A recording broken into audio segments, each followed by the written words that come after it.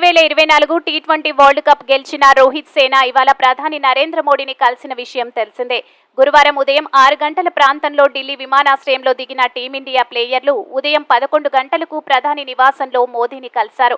ప్రధానితో కలిసి వారు అల్పాహారం చేశారు. ఈ సందర్భంగా మోదీ ప్రతి క్రికెటర్ వద్దకు వెళ్లి ఆప్యాయంగా పలకరించి అభినందనలు తెలియజేశారు. ఈ సందర్భంగా మోదీకి బీసీసీఐ స్పెషల్ గిఫ్ట్ అందజేసింది.